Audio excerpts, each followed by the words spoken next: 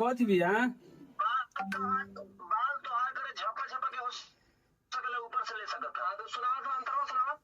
अंतरवा अभी मुखड़वा के तनी कोई टेक मारतनी अब अंतरा जाती करे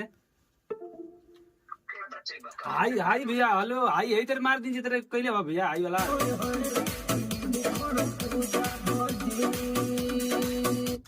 लास्ट वाला लाइन है ठीक बा ठीक है भैया फिर अल्लाह अंतरा दिखाओ तनी बे वीडियो हाँ